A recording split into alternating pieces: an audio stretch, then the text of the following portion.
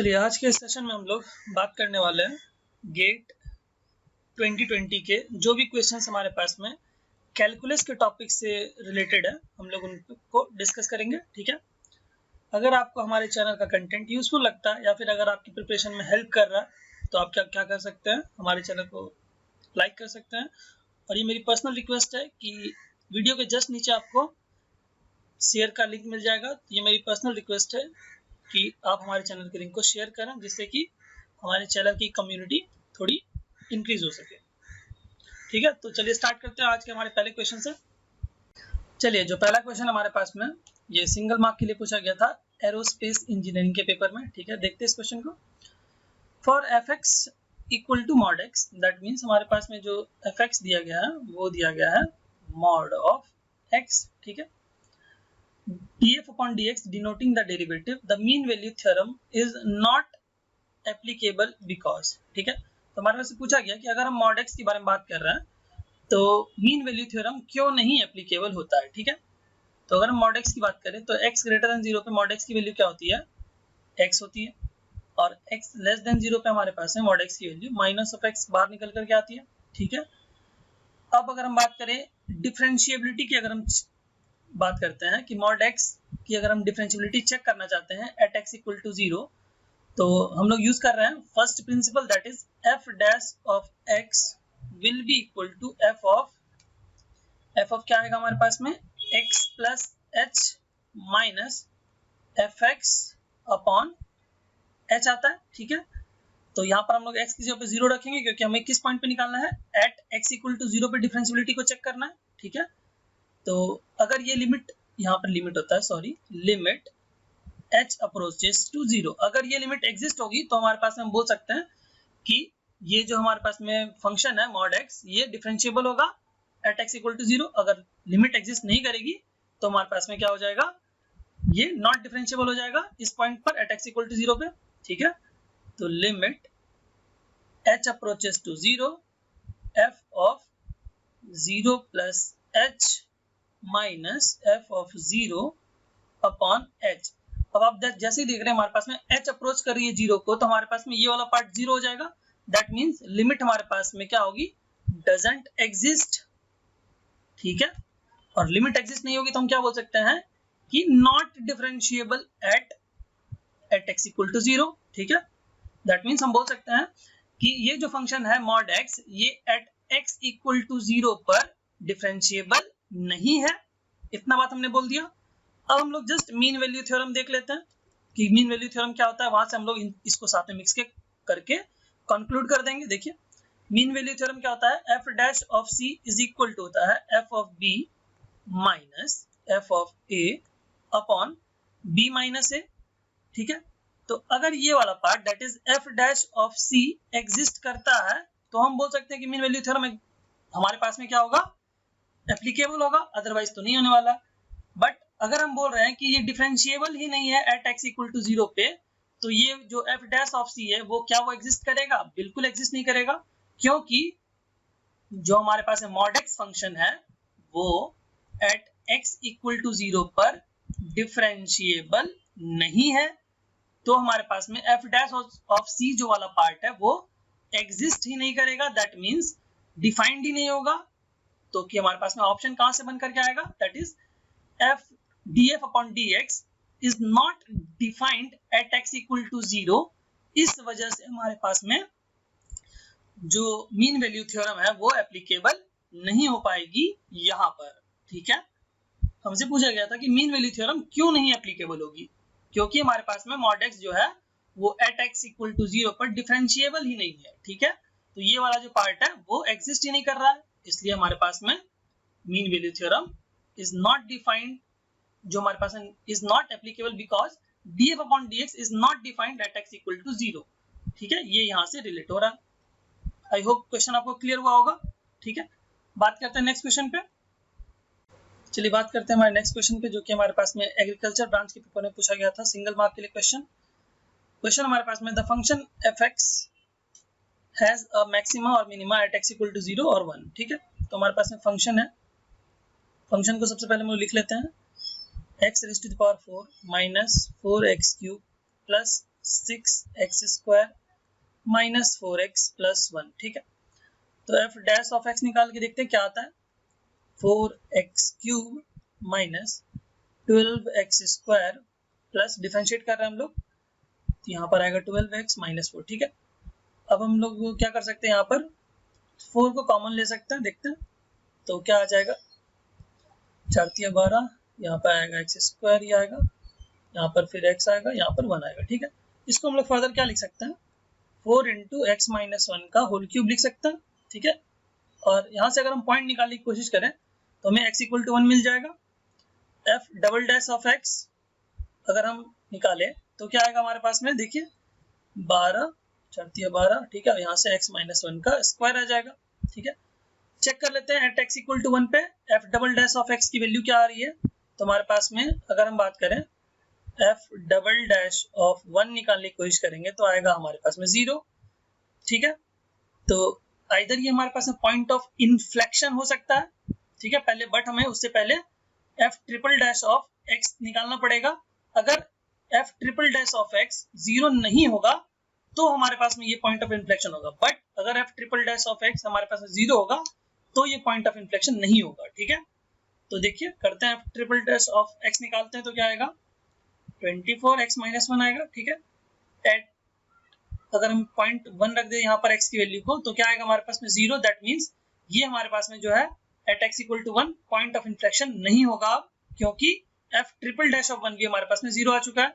ठीक है, अब हमें क्या निकालना पड़ेगा, f4 डैश ऑफ x, वो क्या आएगा हमारे पास में 24, और f4 डैश ऑफ x पर हमारे पास में 1 की वैल्यू, f4 डैश ऑफ 1 पे वैल्यू क्या आएगी हमारे पास में positive of 24, that is greater than 0। ठीक है, तो हमारे पास में क्या आएगा यहाँ पर minima at x = 1, that means minimum value मिलेगी हमें एट x = 1 पर, जो कि हमारे पास में ऑप्शन डी में हमें करेक्ट दिख रहा है, मिनिमा एट x = 1। ठीक है, आई होप ये क्वेश्चन आपको क्लियर हुआ होगा। ठीक है, बात करते हैं नेक्स्ट क्वेश्चन पे। चलिए बात करते हैं हमारे नेक्स्ट क्वेश्चन पे, जो कि हमारे पास में है एग्रीकल्चर इंजीनियरिंग के पेपर में सिंगल मार्क के लिए पूछा गया था क्वेश्चन, क्वेश्चन नंबर 15 था। ठीक है, ये क्वेश्चन हमारे साथ लिमिट का है। देखते हैं इस क्वेश्चन को। तो लिमिट x अप्रोचेस टू 0 हमारे पास में फंक्शन दिया गया। ठीक है, देखते हैं। तो अगर हम limit x approaches to 0 e⁻x minus e⁻− of x minus 2x upon x minus sin x लिखते हैं, अगर हम x की वैल्यू को 0 यहाँ पुट करके देखते हैं क्या आ रहा है। ठीक है, e⁻0 minus e⁻0 minus 2 × 0, that means e⁻0 हमारे पास में आएगा 1 और e⁻0 आएगा 1, दैट इज यहाँ पे 0 आ गया। तो हमारे पास में ऊपर वाली न्यूमरेटर वाली वैल्यू 0 आ गई, और अगर हम x की वैल्यू को डिनोमिनेटर पे रखते हैं तो भी 0 आ रहा है, साइन 0 0 होता है और x की वैल्यू 0 थी, दैट मीन्स 0/0 फॉर्म आ रहा है। दैट मीन्स हम क्या कर सकते हैं, एल हॉस्पिटल रूल यूज कर सकते हैं, एल हॉस्पिटल रूल यहाँ पर लगा सकते हैं। ठीक है, तो जैसे हम लगाएंगे एल हॉस्पिटल रूल तो क्या आएगा हमारे पास में, हम लोग ऊपर नीचे डिफरेंशिएट करेंगे, दैट मींस न्यूमरेटर को भी डिफरेंशिएट करेंगे और डिनोमिनेटर को भी डिफरेंशिएट करेंगे विद रिस्पेक्ट टू x। ठीक है, क्योंकि यहाँ पर x वेरिएबल है, तो e⁻x को डिफरेंशिएट करेंगे तो e⁻x ही आएगा, माइनस e⁻−x को डिफरेंशिएट करेंगे तो यहाँ पर प्लस हो जाएगा, क्योंकि ये वाला -1 को डिफरेंशिएट करेंगे तो यहाँ पर प्लस बन जाएगा, माइनस यहाँ पे 2 आएगा। ठीक है, और यहाँ पर x को डिफरेंशिएट करेंगे तो आएगा 1, साइन को डिफरेंशिएट करेंगे तो आएगा cos। ठीक है, कोई दिक्कत नहीं। अब रख के देखते हैं हमारे पास में कि x की वैल्यू को अगर हम रख रहे हैं यहाँ पर तो क्या आ रहा है, देखते हैं e⁻0 that is x approaches to 0, तो x की वैल्यू को हम क्या कर रहे हैं 0 रख के देख रहे हैं, तो हमारे पास में क्या आ रहा है देखते हैं, 1 माइनस cos 0 हमारे पास में क्या होता है, cos 0 होता है 1। तो अभी भी हमारे पास में क्या आ रहा है, देखिए 0/0 फॉर्मेट बन रहा है, दैट मीन्स फिर से हमें क्या करना पड़ेगा, एल हॉस्पिटल रूल लगाना पड़ेगा, दैट मीन्स फिर से एक बार डिफरेंशिएट करेंगे। ठीक है, कर लेते हैं, कोई दिक्कत नहीं है।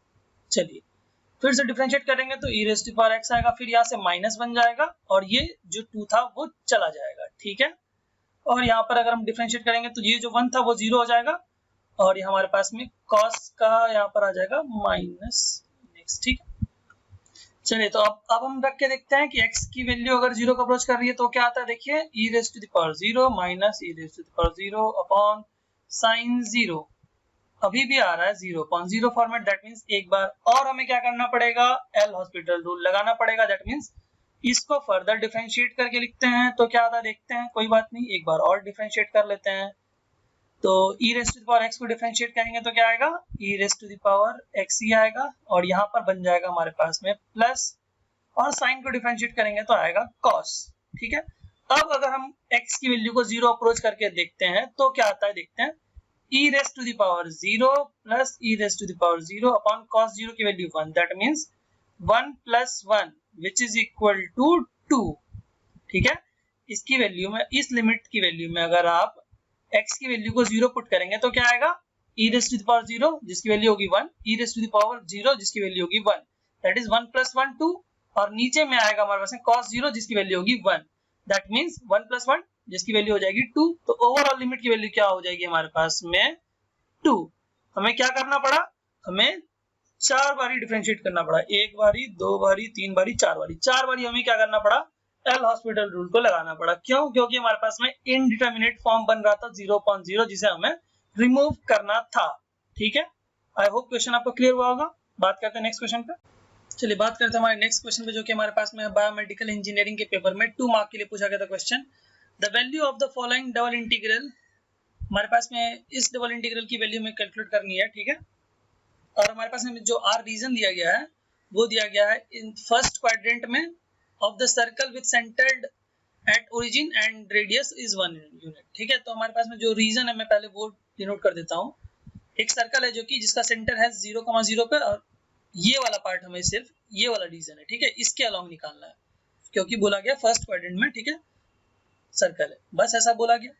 तो हम क्या कर लेंगे, हम जस्ट इस डबल इंटीग्रल को पोलर फॉर्म में लेके चले जाते हैं। ठीक है, तो x की जगह पे हम क्या पुट करते हैं पोलर फॉर्म में, r cos थीटा, तो r cos थीटा हमने पुट कर दिया, और y की जगह पे r sin थीटा।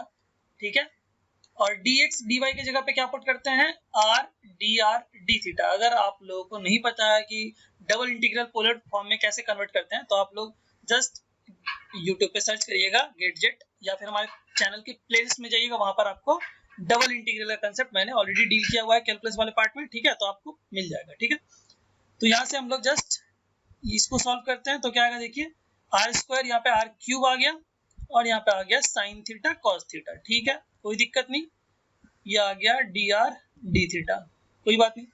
अब यहाँ जो लिमिट डिसाइड होगी वो हम लोग यहाँ से एक रेडियल वेक्टर निकालेंगे जिसकी हमारे पास में लिमिट होगी 0 से 1।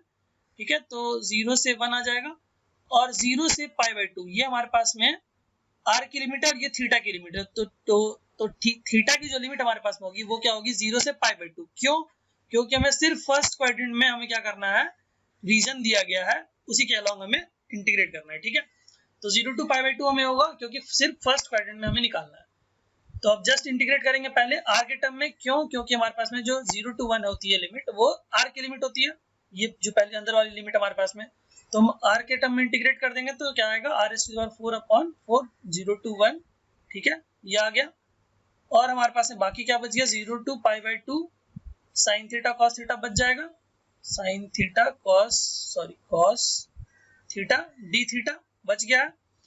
तो ये हमारे पास है 1/4 बाहर आ गया, 0 to π/2 sine theta cos theta D theta. इसकी वैल्यू को हम लोग क्या करेंगे, ये जो इंटीग्रल है इसकी वैल्यू को हम लोग कैलकुलेट करने के लिए एक वॉलिस फार्मूला का स्टैंडर्ड रिजल्ट जो हमारे पास में होता है उसको यूज कर लेते हैं। Sine m theta cos n theta D theta, इसकी वैल्यू हमारे पास में क्या होती है, इसकी वैल्यू हमारे पास में क्या आती है, m-1 m-3 dot dot dot dot n-1 n-3 इस तरह से करके डॉट डॉट डॉट आगे बढ़ता है। ठीक है, upon m plus n into m plus n minus 2, फिर डॉट डॉट डॉट आगे बढ़ता है।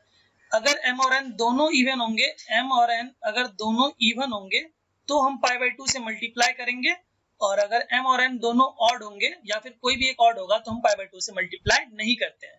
यही हमारे पास में है वॉलिस फार्मूला। ठीक है, आप लोग इसको गूगल करके सर्च भी कर सकते हो, वॉलिस फार्मूला क्या होता है। आई होप आप लोगों ने, बहुत लोगों ने पढ़ा भी होगा वॉलिस फार्मूला क्या होता है। ठीक है, तो जस्ट इस इंटीग्रल की वैल्यू क्या हो जाएगी हमारे पास में, यहाँ से अगर आप कैलकुलेट करेंगे तो क्या आएगी, इस इंटीग्रल की वैल्यू हमें मिल जाएगी हाफ, तो 1/4 इंटू 1/2। m और n की वैल्यू जस्ट आप पुट करेंगे तो आपको मिल जाएगी वैल्यू इंटीग्रल की हाफ, जो कि हमारे पास में आंसर दे देगा हमें 1/4 into 1/2 that is equal to 1/8। और 1/8 को अगर आप डेसिमल में कन्वर्ट करेंगे तो आएगा 0.125। तो आंसर हमारे पास में होगा 0.125। यही हमारे पास में क्या होगा, करेक्ट आंसर होगा, जो कि अप टू 3 डेसिमल प्लेस तक हमें लिखना था। ठीक है, आई होप ये क्वेश्चन आपको क्लियर हुआ होगा। चलिए जो नेक्स्ट क्वेश्चन हमारे पास में वो है बायोटेक्नोलॉजी के पेपर में सिंगल मार्क के लिए पूछा गया था क्वेश्चन। ठीक है, देखते हैं इसको। A function f is as follows, fx is equal to, for x less than 1 के लिए हमारे पास में फंक्शन है 15, और if x is greater than और इक्वल टू 1 हमारे पास में उसके लिए फंक्शन क्या है, c into x। The function f is a continuous function when c is equal to what. ठीक है, तो हमारे पास में बोला गया कि कंटिन्यूअस फंक्शन है f, तो इसका मतलब क्या है, लेफ्ट हैंड लिमिट और राइट हैंड लिमिट क्या होगी, बराबर होगी। ठीक है, और किस पॉइंट पे बराबर होगी, एट x इक्वल टू 1 पे, क्योंकि हमारे पास फंक्शन कहाँ चेंज हो रहा है, एट x इक्वल टू 1 पे ही चेंज हो रहा है। तो हम क्या कर लेते हैं, लेफ्ट हैंड लिमिट निकाल लेते हैं। ठीक है, तो limit x approaches to 1 minus, ठीक है, और अगर लेफ्ट हैंड लिमिट की हम बात करें तो हमारे पास में फंक्शन कौन सा वाला होगा, ये वाला। क्यों, that means x less than 1 है यहाँ पर, तो हमारे पास में फंक्शन यहाँ पर ये 1 आ गया, तो इसकी वैल्यू क्या होगी, 15 ही होगी, क्योंकि यहाँ पे कोई वेरिएबल तो है ही नहीं। ठीक है, तो x की वैल्यू को हम कहीं पुट करेंगे ही नहीं। ठीक है, राइट हैंड लिमिट की अगर हम बात करें RHL, तो उसके लिए हम लोग क्या करना पड़ेगा, limit x approaches to 1 plus, that means ये वाली फंक्शन होगी अब cx, c इंटू x होगा हमारे पास में function, which is equal to limit h approaches to 0 c into 0 plus h, यही होगा हमारे पास में। क्यों, क्योंकि हमारे पास 1 प्लस h होगा, 0 प्लस h मैंने लिख दिया, 1 प्लस h होगा। ठीक है, और जहां पर हमारे पास h क्या डिनोट कर रहा है, h कहां अप्रोच कर रहा है, 0 को, तो हम लोग h को क्या कर देंगे, 0 को अप्रोच करवा देंगे। तो क्या आ जाएगा हमारे पास में, c इंटू 1 आ जाएगा, जो कि हो जाएगी वैल्यू c। ठीक है, और अगर हमारे पास कंटिन्यूअस है बोला गया है, तो लेफ्ट हैंड लिमिट और राइट हैंड लिमिट क्या होना चाहिए, आपस में बराबर होना चाहिए। क्वेश्चन में ऑलरेडी बोला गया कंटिन्यूअस है, दैट मींस जो लेफ्ट हैंड लिमिट है 15 which will be equal to right hand limit which is equal to c। तो c की वैल्यू क्या आ गई हमारे पास में, 15। यही हमसे पूछा गया था कि c की वैल्यू क्या होगी। ठीक है, आई होप क्वेश्चन आपको क्लियर हुआ होगा, बहुत ही आसान क्वेश्चन था, बस आपको लिमिट का कंसेप्ट आना चाहिए कि RHL LHL आखिर में होता क्या है। ठीक है, चलिए बात करते हैं हमारे नेक्स्ट क्वेश्चन पे, जो कि हमारे पास में सिविल इंजीनियरिंग के फर्स्ट सेट में सिंगल मार्क के लिए पूछा गया था क्वेश्चन।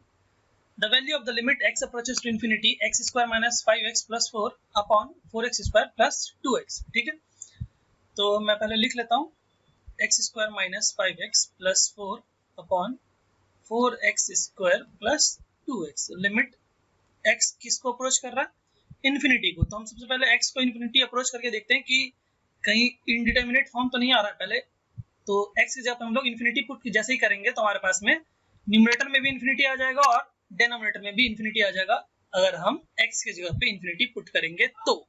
ठीक है, दैट मींस हमारे पास में इनडिटर्मिनेट फॉर्म आ रहा है, तो हम क्या बोलेंगे हमारे पास में कि हम लोग एल हॉस्पिटल रूल का यहाँ पर यूज कर सकते हैं, क्योंकि 0.0 या फिर इन्फिनिटी अपॉन, जब इन्फिनिटी फॉर्म होता है तो हम क्या कर सकते हैं, एल हॉस्पिटल रूल का यूज कर सकते हैं। तो न्यूमरेटर में भी डिफरेंशिएट करेंगे तो आएगा हमारे पास में ये, और अगर हम डिनोमिनेटर में डिफरेंशिएट करेंगे तो आएगा ये। ठीक है, तो limit x approaches to infinity. अब देखते हैं हमारे पास में क्या आता है। तो जैसे ही अभी हम रखेंगे x की वैल्यू को इंफिनिटी, तो हमारे पास में फिर से infinity upon infinity form generate हो जाएगा। तो हम क्या करेंगे, फिर से एक बार एल हॉस्पिटल रूल को यूज करके डिफरेंशिएट करेंगे ऊपर में, तो हमारे पास में 2 आएगा। जब नीचे में डिफरेंशिएट करेंगे तो 8 आएगा। दैट मींस हमारे पास में ये तो आंसर आ जाएगा। क्यों, क्योंकि हमारे पास में अब कोई वेरिएबल तो बचा नहीं, तो 1/4 जो कि हमारे पास में क्या होगा, करेक्ट आंसर आ जाएगा। हमने क्या किया कि हमने यहाँ पर x की वैल्यू इंफिनिटी चेक करके देखा तो इनडिटर्मिनेट फॉर्म आ रहा था, तो हमने क्या किया, जस्ट फिर से एक बार डिफरेंशिएट किया। तो डिफरेंशिएट करने पे क्या आया, 2/8 आ गया, जो कि हमारे पास में एक कांस्टेंट वैल्यू है, जो कि हमारे पास में जिसे हम फर्दर सॉल्व करेंगे तो 1/4 आ जाएगा, जो कि हमारे पास में ऑप्शन बी में हमें करेक्टली दिख रहा है, 1/4 आंसर हो जाएगा। ठीक है, आई होप ये क्वेश्चन आपको क्लियर हुआ होगा। चलिए बात करते हैं हमारे नेक्स्ट क्वेश्चन पे, जो कि हमारे पास में सिविल इंजीनियरिंग के सेकंड सेट में सिंगल मार्क के लिए पूछा गया था question. The value of the limit x approaches to infinity root under of 9x square plus 2020 divided by x plus 7। ठीक है, दैट मीन्स हमारे पास में लिखा हुआ है 9x स्क्वायर प्लस 2020, इसका रूट ओवर है, डिवाइडेड बाय x प्लस 7 लिखा है, और जो लिमिट है वो x अप्रोच कर रही है इंफिनिटी को। ठीक है, तो अगर मैं इसको ऐसे लिख दूं तो कोई दिक्कत नहीं है, 2020 डिवाइडेड बाय एक्स स्क्वायर। ठीक है, हमने क्या कर दिया, ये कर दिया, प्लस 7 डिवाइडेड बाय एक्स। अगर हम ऐसा लिख दें दैट मीन्स हमने ऊपर में क्या कर लिया, एक्स से डिवाइड मल्टीप्लाई कर लिया और यहाँ पर वही कर दिया। ठीक है, कोई दिक्कत नहीं। अब अगर हम क्या कर ले, एक्स को अप्रोच करा दे इन्फिनिटी को, तो हमारे पास में क्या आ जाएगा, देखिए x को अगर हम अप्रोच करा दे रहे इन्फिनिटी को, तो something divided by infinity will be 0 plus 0, ये आएगा हमारे पास में। तो हमारे पास में आ गया रूट अंडर 9, जो कि हमारे पास में हो जाएगा वैल्यू 3। तो हमारे पास में ऑप्शन सी जो है वो क्या होने वाला है, करेक्ट आंसर होने वाला है। ठीक है, हमने जस्ट क्या कर लिया, थोड़ा सा हमने सिंप्लीफाई किया पहले, उसके बाद फिर हमने क्या कर दिया, जस्ट लिमिट को पुट कर दिया। आई होप ये जो क्वेश्चन था आपको क्लियर हुआ होगा। ठीक है,